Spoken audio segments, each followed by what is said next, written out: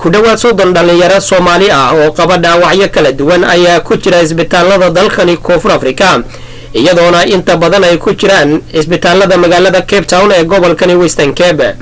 qaar ka mid ah dhalinyaradaasi ayaa laga soo saaray isbitaalada waxaana lagu dabiibayaa hoteelada Soomaalidu ay ku leedahay magaalada Cape Town ee dalkani Koonfur Afrika. TV-ga Universal oo inta badan u kurgala arrimaha dhibanayaasha ayaa booqasho ku tagay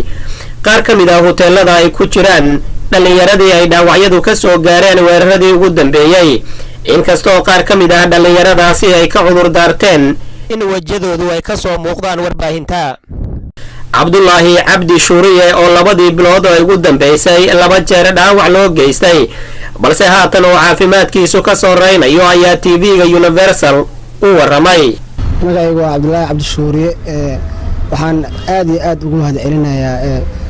TV-ga Universal TV oo mar walba iska howlo dhibaatada South Africa dhalinyarada ku soo gaara oo meelaha khatarta inta taga ka soo duuba dhibaatooyinka iyo macnaha dhibka loo geysto Soomaalida.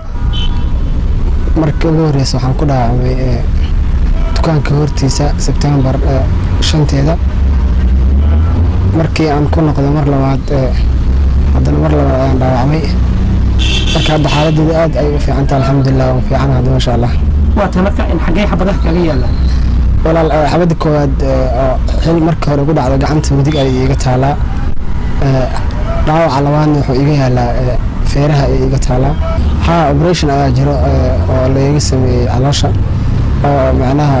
waxyaabo ay sheegan ayagu ay ka nadiifinayeen ay leeyihiin waxyaabo dhiig beerdareenayo marka alxamdulillah aad u fiican hadda xaaladdeeda aad bay soo wanaagsanaysaa. waa tamarka haddii hadda ilaahay uu ka kiciyo dhaawacan ku qorshaysantaa inaad ku laabato goobihii aad hore uga shaqeyn jirtay laga yaabaa inaan ku noqdo laakiin inta badan waxaan rajeynayaa in insha Allah taala meel kale aan uga badasho ka ama fiican meesha aan ku dhawaano.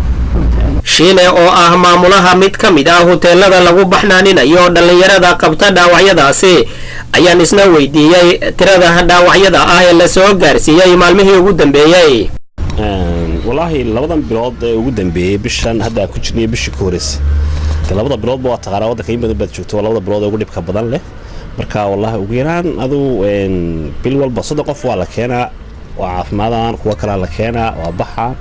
wallahi dhibaato waa ma yara waa bal hadda tirada ku jirta dhaawac ahaan hadda ugu yaraan ilaa 8-9 waa ku jiraan dhaawac hadda jiifa dadka hoteelka degan la soo dhaawacay ilaa 8 qof ilaa 9 qof waa joogaan oo labada wiil ka mid yihiin. Xasan Kaafi Maxamed Shire telefishinka caalamiga Universal